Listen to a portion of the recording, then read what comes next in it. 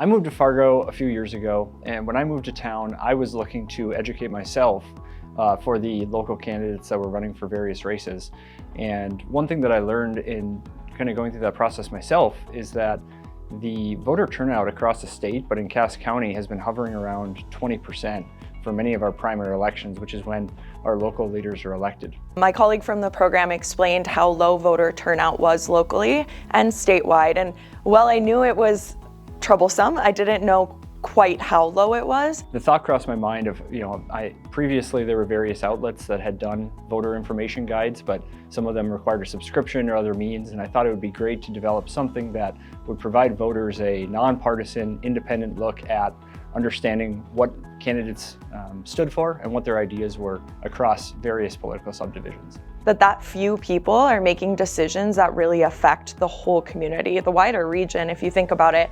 And so that's when I realized that I think this is something that if we can make it engaging and make people want to look into it and learn more, that it could have a big impact on local politics. When I was in the leadership program, this idea started out as just a platform to help voters understand who their candidates were going to be for various local elected positions.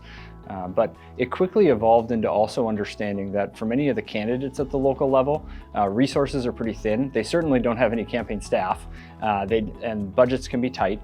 And so we came up with the idea to conduct a series of video interviews and then clip those interviews into short clips and provide them to the candidates so that they could both push them out and that we could share them on our social platforms. And we saw very quickly thousands of views for various races, and I don't think we fully understood how widely appreciated that would be and well received within our community. And it turned out to be a great resource. I think our group has a lot of pride in the fact that it's ongoing and it's becoming a sustainable model that can be continued by the Chamber's staff.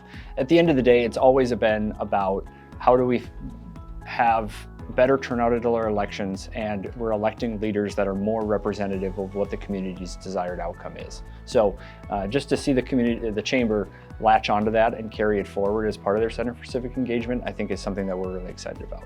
I think the fact that an idea that a group of community members came up with and wanted to see to fruition, that idea was taken by the Chamber, is really a great example of the fact that the Chamber wants to use its staff, its skills, its resources to help community members be the change that they want to see. And so it's less of, we have what we're doing, we're the Chamber of Commerce, we know what we're doing, and more of a, let's work with our community. Let's work with the people who want to make these changes. What I was really happy with was that the Chamber staff was committed to carrying it forward to continue to see VoteFMWF to be a resource for everybody.